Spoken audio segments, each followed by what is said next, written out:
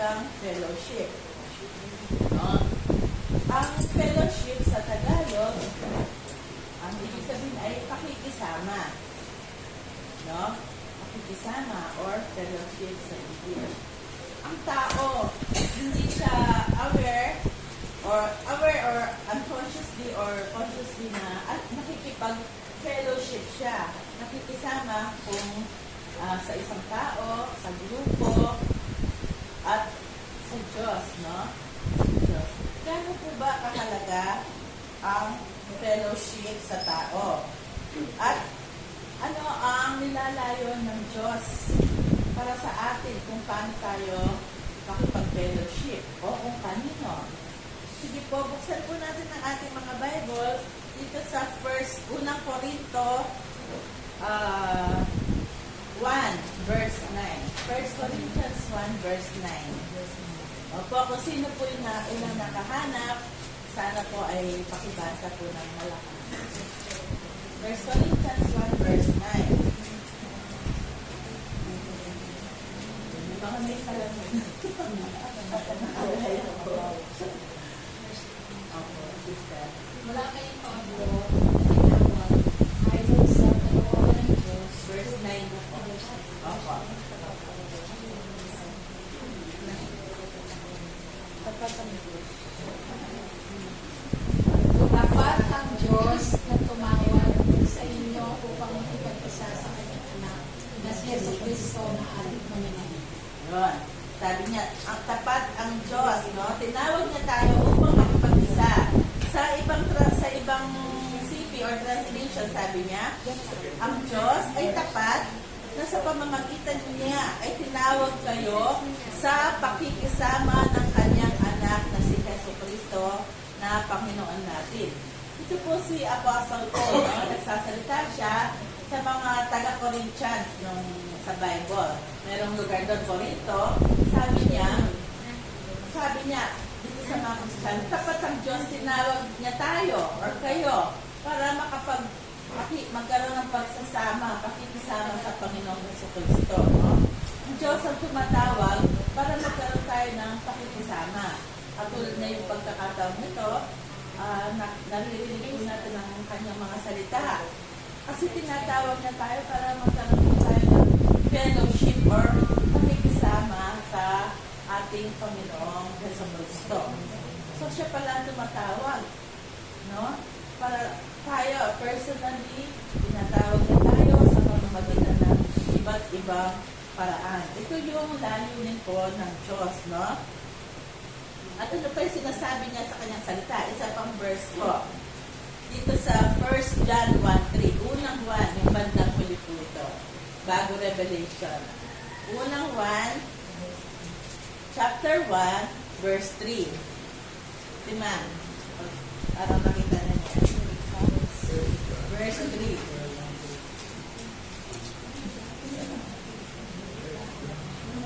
Unang 1, 1 John 1:3.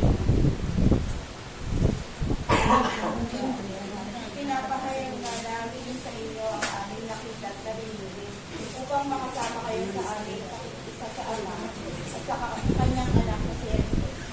Yun. Sabi niya, yung aming nakita at narinig ay siya rin namin binabalita sa inyo. Upang kayo naman ay magkaroon ng pakikisama sa amin at tayo ay may pakikisama sa Ama at sa kanyang anak na si Jesucristo. Sabi ni Paul dito, binabalita namin ito, Panginoong Jesus, nakasama namin siya, sabi ni Juan pala, si Paul. Sabi ni John, di ba, Apostle si John, nakasama ni isa sa mga disciples ni Jesus, nakasama niya nung buhay siya. Sabi niya, ito ang Panginoong Jesus, binabalita namin sa inyo, nakasama namin siya yung anak ng Diyos. Tinuturo namin sa inyo kung paano tayo magkakaroon ng pakisama o relationship sa Kanya. Ganon din sa Diyos Ama, no? Tatlo kasi ang persona ng Diyos. Ang Ama, ang Anak, at ang Espiritu Santo. Ngayon, ano ba yung iba't ibang kahulugan ng pakikisama? sa atin, no, parang ganito, nakikisama tayo sa karamihan. Na, meron naman tayong medyo personal, nakikisama tayo sa ating asawa, sa ating anak, sa ating mga magulang, sa kaibigan. Di ba, sa kaibigan, minsan meron best friend, meron ano lang, acquaintance. Pero lahat yung pinakikisamahan natin. Sabi nga ng isang kataga, no man is an island. Oo. Minsan meron mga introvert, sabihin nila, ay mabubuhay ako kahit wala akong kasama. Pero hindi totoo yun. Paano siya nabuhay kung walang nagarugan sa kanya, di ba? Kapag kapanganak ng isang tao, syempre kasama niya ang kanyang kahit nanay lang or tiyan. Basta merong kasama, hindi ka mabubuhay na wala. Ganyan din ang Diyos, no? Bakit niya po nilalang ang tao? Kasi gusto niya magkaroon ng pakikisama or fellowship. Kung natatandaan niyo po yung sa Genesis 1, di ba nilalang niya ang tao, si Adan muna. Siguro basahin po natin sa Genesis chapter 2 verse 16 to 17. Dinilalang niya ang Diyos, si Adan, tapos si Eva. Nilagay ng Diyos si Adan at Eva doon sa garden. Pinrovide niya lahat ang kailangan nila doon, no? Napakaganda ng buhay nila. Kain tulog, kasama nila yung mga animals. Hindi sila hinaharm. So, kasi sila yung nangunguna doon sa mga animals. Pero dumating ang pagkakataon na sila ay sumuway sa Diyos. Pakibasa po. Ito yung utos ng Diyos kay Adan at Eva. Genesis 2, 16 and 17. Sinabi niya sa tao, makakain mo ang alinmang bungang kahoy sa halamanan, maliban sa bunga ng bungang kahoy na nagbibigay ng kaalaman tungkol sa mabuti at masama. Huwag na huwag mo kakainin ang bungang iyon, sapagkat sa araw na kainin mo iyon ay mamamatay ka. Yun, no? Ito yung po ang bilin ng Panginoon, ng Diyos, no?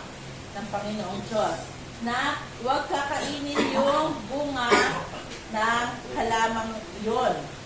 Pero, sabi dito sa Genesis 3 chapter 1, pwede pakituloy ko, 3:1 hanggang 6. Genesis chapter 3, 1 to 6. Ang ahas ang pinakapuso sa lahat ng hayop na nilikha ng Panginoong Yahweh. Isang araw, tinanong nito ang babae, totoo bang sinabi ng Diyos na huwag kayong kakain ng anumang bungang kahoy sa halamanan? Sumagot ang babae, maaari namin kainin ng anumang bunga sa halamanan. Huwag lamang ang bunga ng puno na nasa gitna niyon. Sinabi ng Diyos na huwag namin kakainin, mihihipuin man ang bunga nito. Kung kami raw ay kakain nito, mamamatay kami. Ngunit sinabi ng ahas, hindi totoo yan. Hindi kayo mamamatay. Sinabi lang yan ng Diyos sapagkat alam niyang kung kakain kayo ng bungang niyon ay makakaunawa kayo. Kayo'y magiging parang Diyos at malalaman ninyo ang mabuti at masama. Ang punong kahoy ay nakakaganda sa paningin ng babae at sa palagay niya ay masarap ang bunga nito.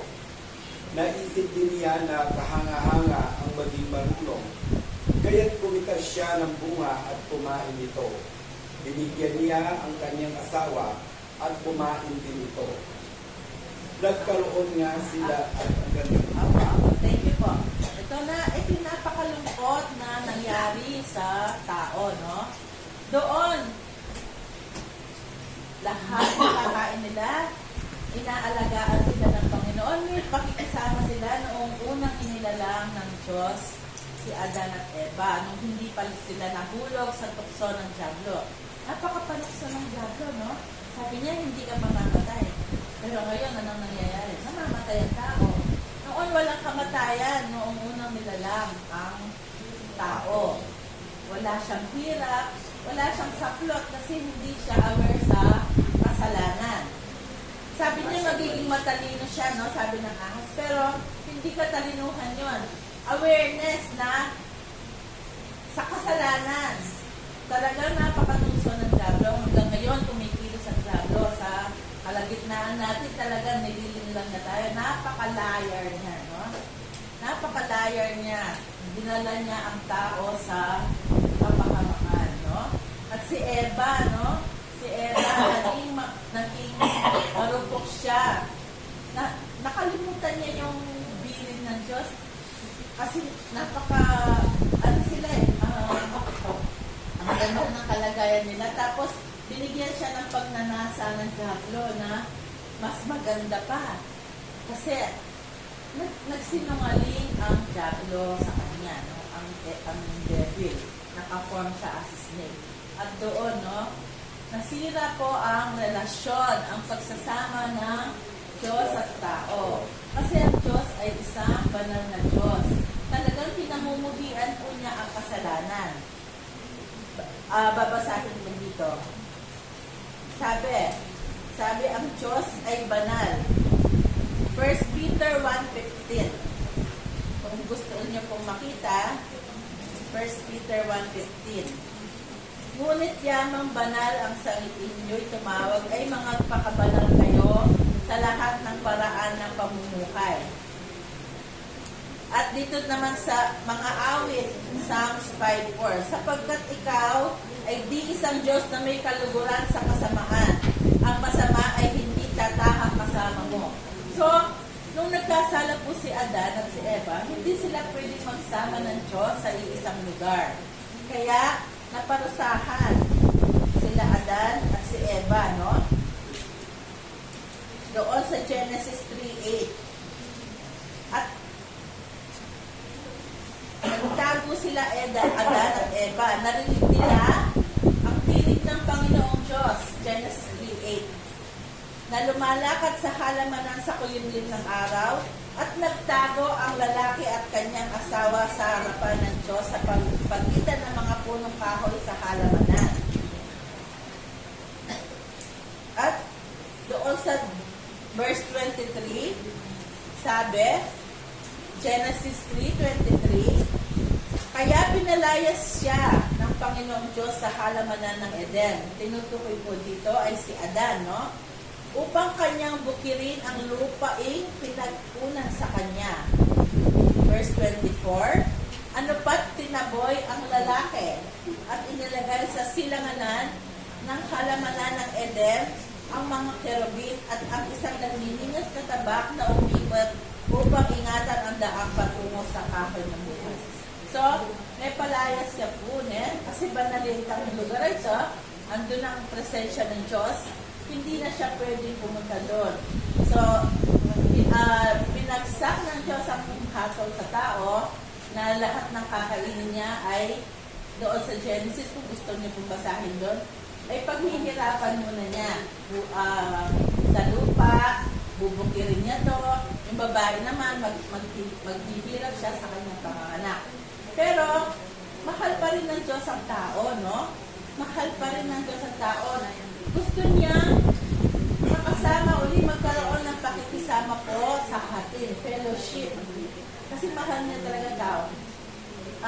Yung kasalanan, pinamumuhian ng Diyos. Pero ang tao, mahal niya ang Diyos. Kaya, hindi ba alam ng Diyos na mangyayari itong pagbagsak sa kasalanan ni Adan at ni Eva?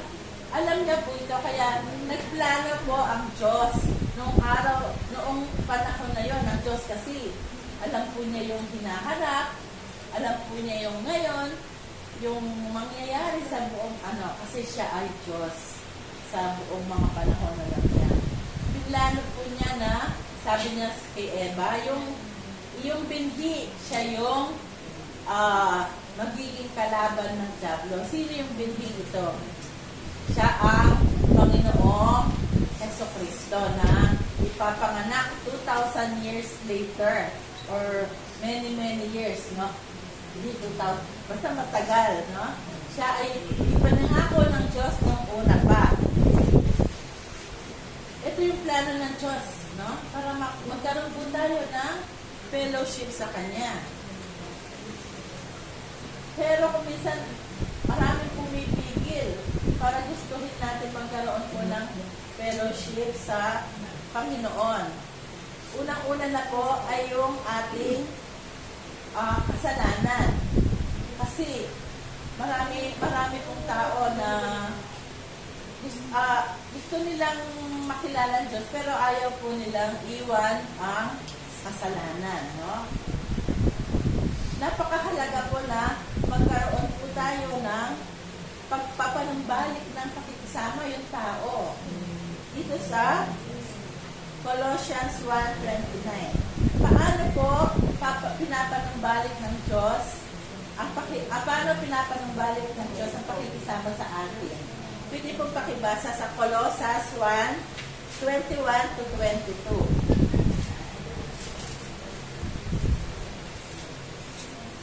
Paano tayo makikipagkasundo ngayon? Colossus 1:21-22.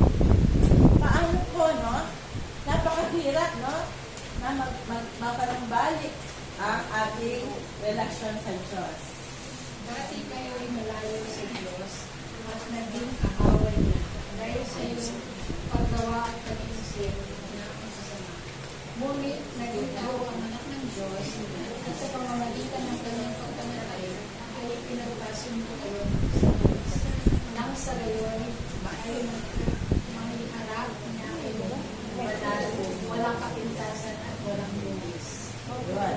Sabi, Colossus 1, no? Pakipagkasundo niya kayo sa katawan sa pamamagitan ng kamatayan upang iharap ng mga banal at walang dungis. Paano tayo haharap ng banal? Sa pamamagitan ng katawan ng ating Panginoong Jesus, no? Yung kanya pong pagkamatay doon sa krus ng Kalbaryo ay siya naging kabayaran sa lahat ng kasalanan ng buong mundo po. No? Siya ay Diyos. Hindi siya, minsanan lamang niya sinakripisyo ang kanyang buhay, no? Namatay siya doon sa krus.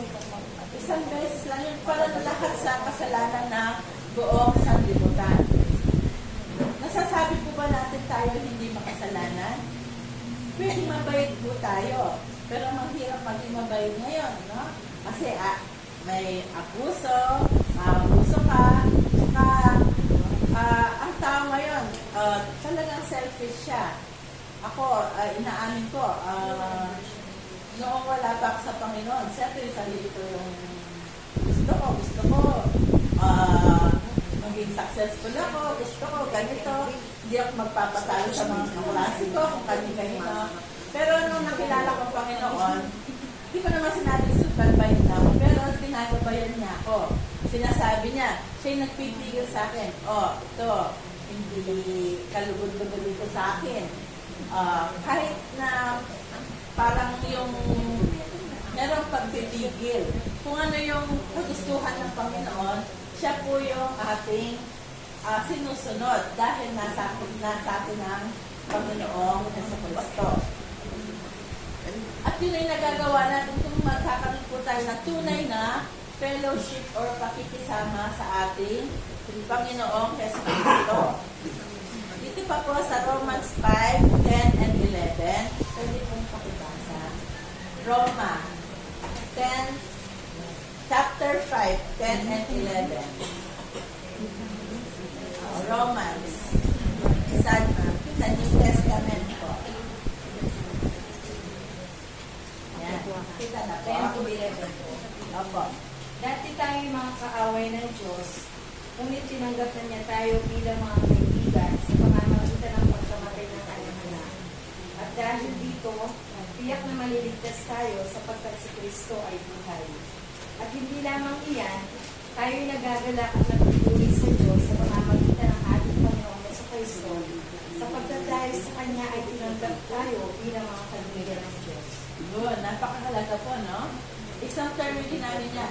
Nananggap tayo bilang kaibigan. Dito sa verse, sa translation ko, no? Sa verse 11. At hindi lamang kayo, kundi tayo nagagalak naman sa Diyos sa pamamagitan ng Panginoong Jesucristo, na sa pamamagitan niya itinamon natin ngayon ang pakikipagkasundo.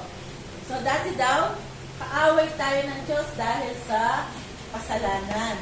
Pero po, dahil sa pamamagitan ng Panginoong Jesus, napakalinaw dito, tinanggap tayo niya, no? At nagkaroon tayo ng pakikipagkasundo, no?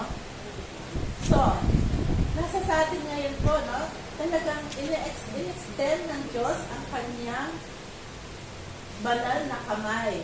Extend niya ng Diyos ang kanyang pag-ibig sa tao. Ano yung in-offer po niya? Ang kanyang bugtong na anak sa ang Panginoong Jesucristo. Ano pang gusto mo? Sabi ng kanta, "Oh, how He loves you and me. He gives His Son. What more could He give?" Ano pa? Ano pa ba ang gusto natin? No, tayo na lang ang ayaw. Pero ang Diyos, ibig na ibig niya na magkaroon tayo ng pakikipagkasundo. Nasa atin po yun. Ngayon, yung ginawa na po natin na nakipagkasundo na dahil sa Panginoong Jesus. Sabi, ang sino mang nasa Kristo ay bago na nilalang. Dito po sa 1 Corinthians 5:17. 1 Corinthians 5:17.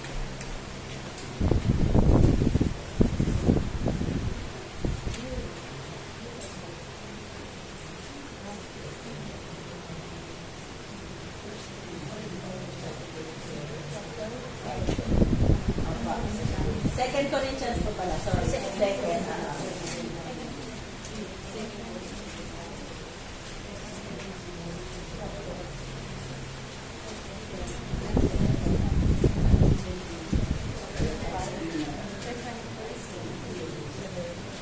Pakibasa.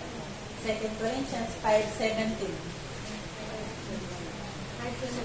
5:7. Chapter 5, verse 17.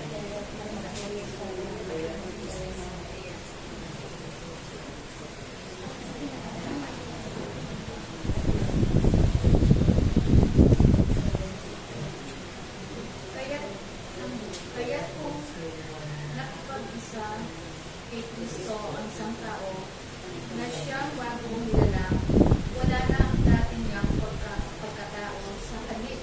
Ito'y kapalitan na ng bago. Yun. Sige po. Sabi, ang nakipag-isa. Sige, okay na po. Oo, no? Kung tayo nga po ay nakipag-isa na sa Panginoong Jesus, sabi, kung tinanggap natin po ang Panginoong Jesus bilang Diyos at tagapagligtas, tayo ay kaisa na. Tayo ay may pakikisama na sa ating Panginoong Jesucristo. Kung tunay nga natin siyang tinanggap, no? Wala na yung dati. Bago na tayo. Meron na tayong bagong friend. Tinanggap na tayo ng Diyos. Yung mga pagkakasala natin ay tinubos po niya. Erase na po yun. At mayroon tayong hope, no? Pag-asa sa buhay. Na balang araw, makakasama natin siya. Sabi nga, I am the way, the truth, and the life. No one comes to the Father but by me. At sabi nga dun sa John 14:41, in my Father's house are many mansions. No? I will go there, sabi niya sa kanya mga alagad. At ganun din sa atin, no? I will go there to prepare a place for you. So, meron tayong bilang mga anak niya, bilang mga kaibigan niya, bilang mga tinubos na, pinag-prepare na tayo ng Diyos doon sa langit. Sino bang gusto niyong makasama? Pakisamahan. Ang Diyos, ang Panginoong Jesucristo, kung kayo ay hindi pa po ng desisyon na pakisamahan o magkaroon ng tunay, no, may faith, may tunay. Napabasa po ng Panginoon ng ating mga puso kung faith or tunay yung ating pakikipagrelasyon sa Kanya.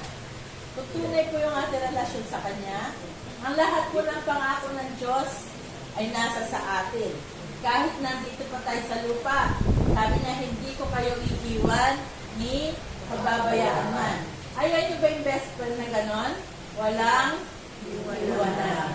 No? Kasama natin siya. Sa lungkot, sa hirap, ginhawa.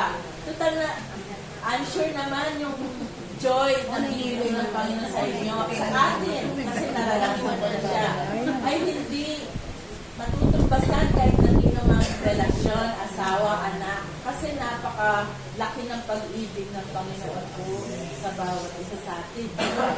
Napakalaki. At ngayon, habang nandito pa tayo sa lupa, ano yung kagustuhan ng Diyos?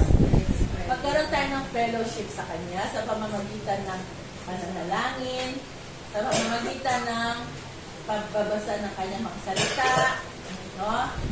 Sa pamamagitan po ng fellowship din sa kamukha nating mga believers or mananampalataya, kamukhang mga Kristiyano. Kasi, matire-reflect doon kung ano yung laman ng puso mo. At ito rin yung kagustuhan ng Panginoon. Ang fellowship kasi, ano yung goal niya? Para lalong lumalim ang relasyon natin sa Panginoon. At ganoon din kumisan para encouragement, no? Emotional support, at pagko-correct, at pagtuturo, learning. No? Parang ngayon, learning. No? Ang fellowship, marami siyang dinudulot. Saya, learning, correction, encouragement, support. Napakahalaga po ng fellowship sa Diyos at ganoon din sa tao. Hindi ba nakita na napakahalaga natin sa Diyos, yung fellowship niya sa atin. Talagang ginawa niya ng paraan para magkaroon tayo ng tunay na pakikisama po sa Kanya. Sabi doon sa Hebrew 10:25, huwag nating pabayaan ang pagkakatipon na gaya ng ugali ng iba, kundi mag-aralan sa isa't isa at lalong-lalo na kung inyong namamalas na nalalapit ng araw. Kung tayo po ito na tinanggap natin ng Panginoon, ina-encourage ko po kayo na hanapin ninyo yung mga kaparehas nyo na believer at magkaroon kayo ng pakikisama sa Kanya. O umanap po kayo ng church na kung saan talagang tunay na tinataas ang pangalan ng Panginoong Jesus. Yung mga tunay na believers, no? Na pinikilala ang Panginoong Jesus bilang Diyos at tagapagligtas. Magkaroon tayo ng fellowship sa kanila upang ma-encourage tayo, mapagpurihan natin ang Diyos, correct each other at learn from each other.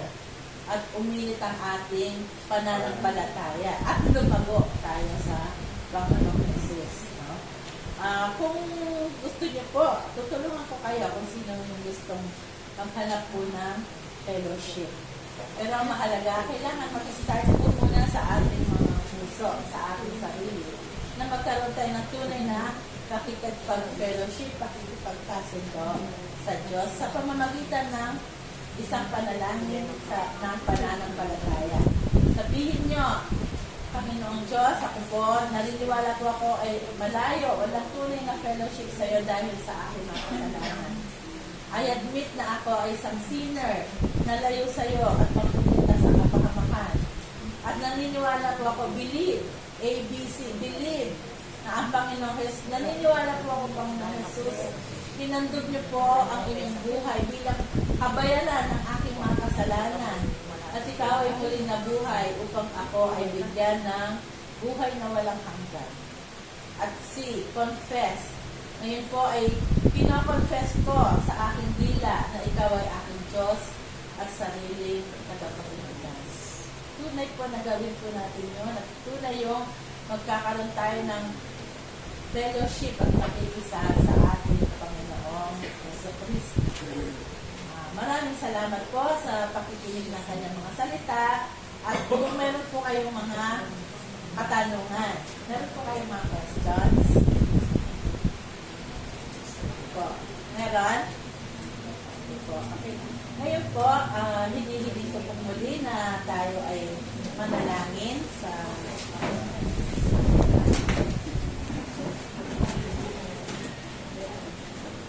Panginoong Diyos.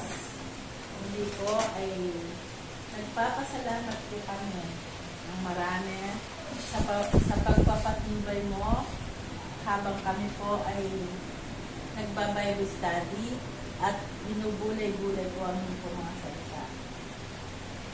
Maraming salamat po, Panginoon, at ikaw ang gumawa ng paraan upang kami ay makipagkasundo sa iyo. Maraming salamat po sa laki ng pag-ibig nyo at binigay niyo po ang aming Panginoong Jesus bilang sakripisyo at kabayaran ng mga kasalanan na naghiwalay sa iyo at sa amin.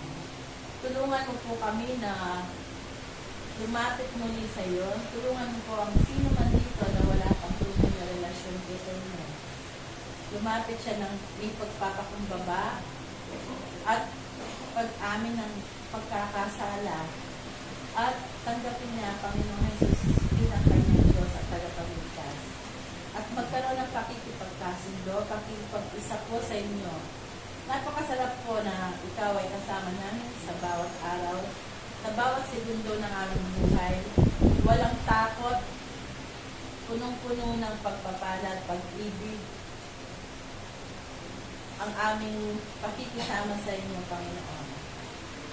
Salamat din po sa oras na ito na naibigay po para pagbulayan po ng mga salita.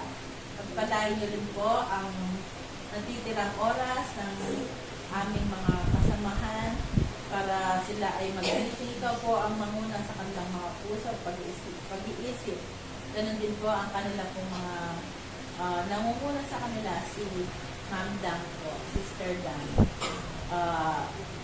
Sana po sa muli ay magkaroon din po kami ng ganitong mga pagtitipon. At sino man po dito na nais na magkaroon ng fellowship ay gabayan mo po siya. Gabayan mo rin po ang kanilang mga pamilya. Ingatan mo po ang bawat isa. Maraming salamat po. Ikaw po ang aming sinupulit. Pinapasalamatan ng Diyos. Sa pangalan po ng aming tagapagligtas sa Panginoong Jesus. Amen. Maraming salamat po.